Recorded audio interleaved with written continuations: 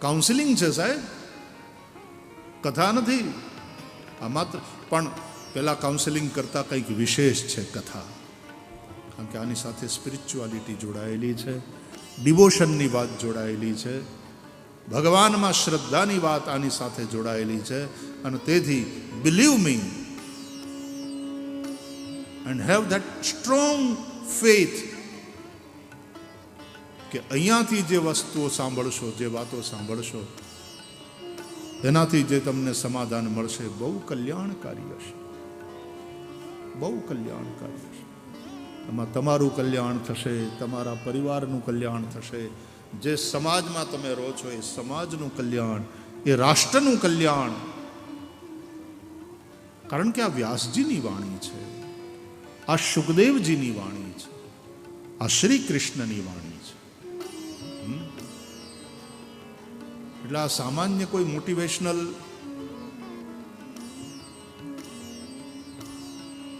સ્પીકરની વાત નથી. શ્રી કૃષ્ણ તો જગતગુરુ છે.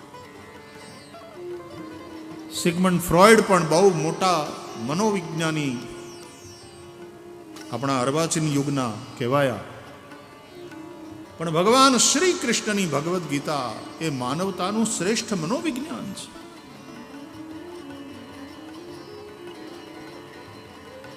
અને ભગવદ્ ગીતામાં ભગવાન શ્રી કૃષ્ણે વોટ આર ધી રેમેડીઝ એ પણ બતાવ્યું છે. માત્ર સમસ્યાઓની ચર્ચા નથી કરી, સમાધાનની વાત કરી. સોલ્યુશન શું છે?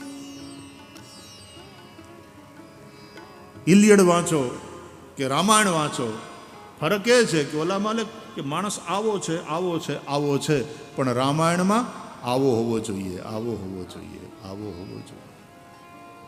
આદર્શ માનવ જીવન શું છે એ રામાયણ સમજાવે.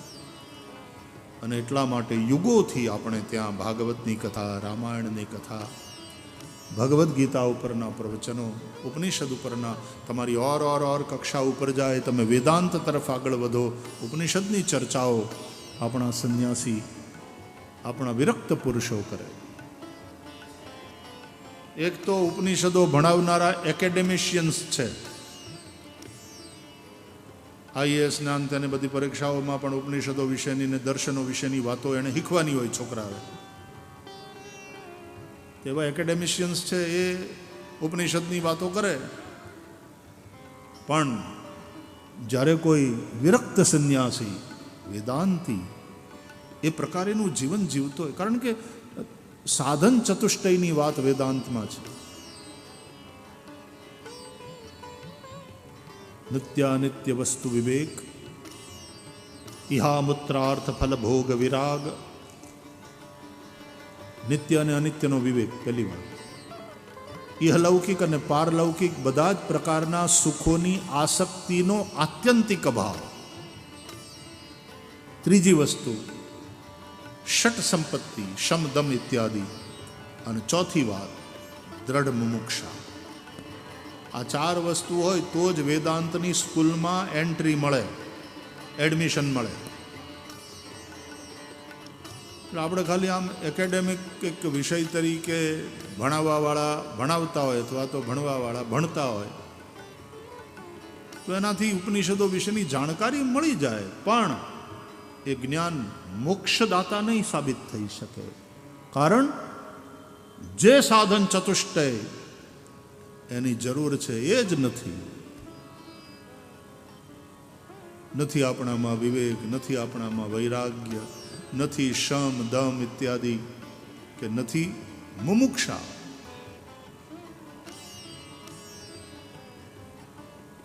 વેદાંત અનુસાર જેનું જીવન છે, જે વેદાંતને જીવે છે, એ જ્ઞાનને જે જીવે છે, એવા વિરક્ત મહાપુરુષો પાસેથી. એટલે આદ્ય શંકરાચાર્ય ભગવાન બોલતા હોય, રામાનુજાચાર્ય વેદાંતની વાત કરતા હોય, ત્યારે એની જે અસર થાય, કારણ કે આચરણમાં છે, એ આચાર્ય છે. આચિનોતિ શાસ્ત્રાણી.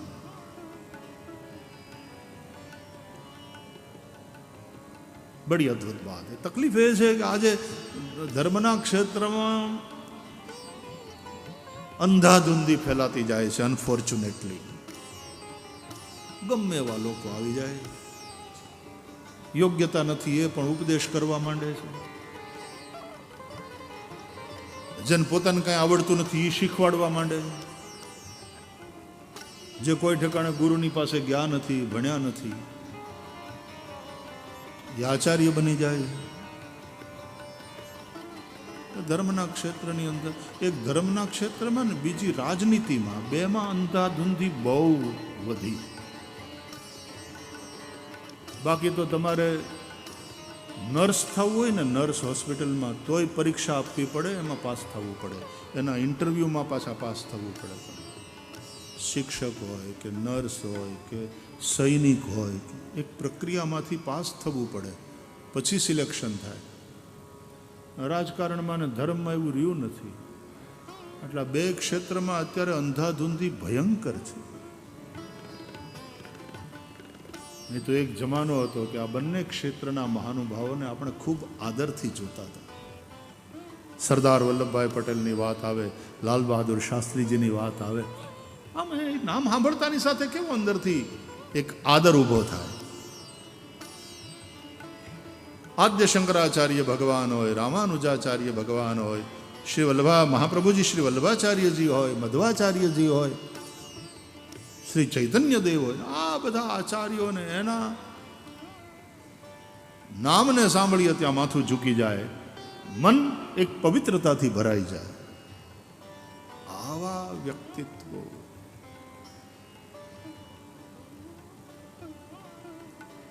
કલિયુગનો પોતાનો પ્રભાવ છે। ઉનાળો હોય તો ઉનાળો એનો પોતાનો પ્રભાવ તો બતાવે જ ને, એમાં કલિયુગ ચાલે છે એટલે કલિયુગ એનો પોતાનો પ્રભાવ બતાવે। અમારા છોકરાઓ હાથ વરહ ભણે છે, કે છઠ્ઠાથી શરૂઆત કરી દીધું હોય, પ્રથમ વર્ષથી, તો કેટલા વર્ષોનો એનો અભ્યાસ હોય, કેટલા વર્ષો અભ્યાસ કરે ત્યારે પોતાની સંહિતા આખી તૈયાર કરે, કંઠસ્થ કરે, અને એવા વિદ્વાન બ્રાહ્મણો એ જ્યારે પૂજા કરાવે, યજ્ઞ કરાવે, ખાલી MBBS હોય તો ઓપરેશન કરી શકતા નથી, એના માટે એને સર્જન થવું પડે, એ પરીક્ષા પાસ કરવી પડે, ગમે માણસ ગમે કરવા માંડે। આવી અંધાધૂંધી, જે પાઠશાળામાં ગયા નથી, ભણ્યા નથી, શુદ્ધ ઉચ્ચારથી જે શ્લોક કે મંત્ર બોલી શકતા નથી, હા એ બ્રાહ્મણને જમાડો, વસ્ત્રદાન આપો, દક્ષિણા આપો, પગે લાગો, ભગવાન બ્રાહ્મણ પ્રિય, પણ પૂજા કે યજ્ઞનું આચાર્યત્વ એ ન કરી શકે। અને ભણ્યા પછી હરખી થોડું વ્યાકરણ પણ ન આવડતું હોય અને વિભક્તિ ખોટી લગાડો તો ખોટું સરનામું થાય, દેવતાને આહુતિ ના પહોંચે। ઈમેલ આઈડીની અંદર ખાલી એક લેટરની ગડબડ થાય છે અને તમારો ઈમેલ ત્યાં નથી પહોંચતો, તો સ્વાહાકારમાં વિભક્તિની ગડબડ થાય કે સ્વધાકારમાં પણ વિભક્તિની ગડબડ થાય તો ના પહોંચે।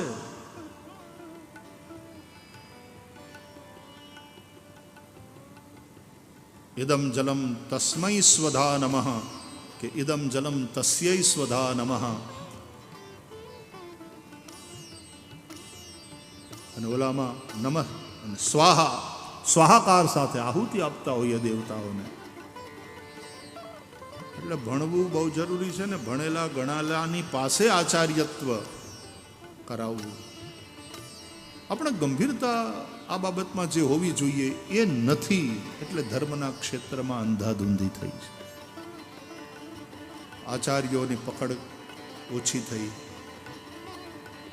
પોલિટિકલ ઇન્ટરવેન્શન વધ્યું,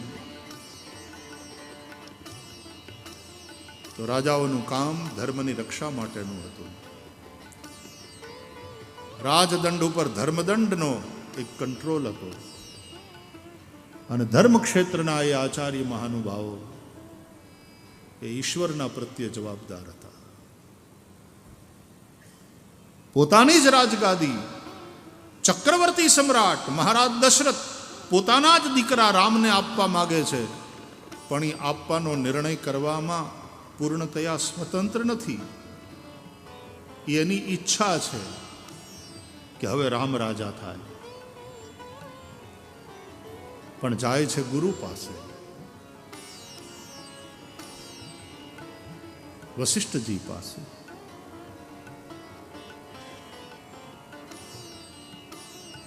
યહ વિચાર ઉર આન નૃપ. ગુરુની પાસે ગયા અને કહ્યું કે જો આપ અનુમતિ આપો, આપ આશીર્વાદ આપો, આપની સંમતિ હોય તો રામને રાજા કરું. મારી હવે ઈચ્છા એવી છે, હું વૃદ્ધ થયો, શ્રવણ સમીપ ભય સિત કેસા, મન હું જરઠપન અસ ઉપદેશા. તો રામનું રાજતિલક કરું. ગુરુદેવ આપનો આદેશ.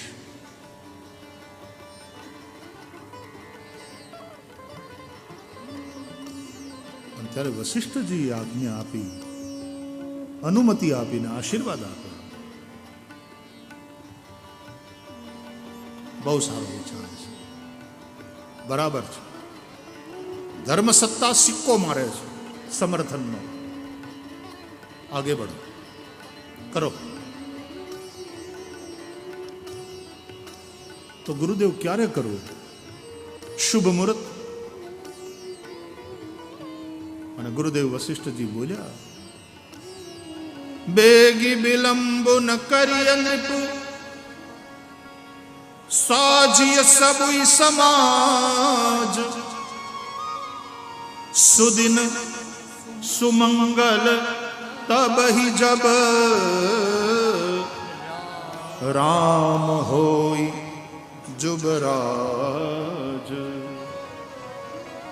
बेगी विलंब न करिए नृप. हे राजा, जल्दी करो, वार न लगाड़ो, सब तैयारी करो. કે પણ ગુરુ મહારાજ શુભ મુહૂર્ત. બોલે એ જ શુભ મુહૂર્ત જ્યારે રામ રાજા થાય. એ તો તદેવ લગ્નમ સુદિનમ તદેવ તારા બલમ ચંદ્ર બલમ તદેવ વિદ્યા બલમ દૈવ બલમ તદેવ લક્ષ્મીપતે તેંઘ્રિયુગમ સ્મરામી.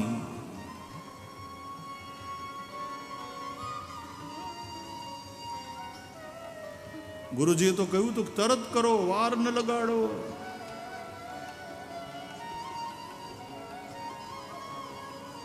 शुभ कार्य में कल न करो, अशुभ में आज न करो. આ પાછું સૂત્ર સમજી લો. અશુભમાં આજ નહીં અને શુભમાં કાલ નહીં. शुभ कार्य હોય તો કાલ ઉપર ન ટાલો, क्योंकि कल होती तो है, आती कभी नहीं.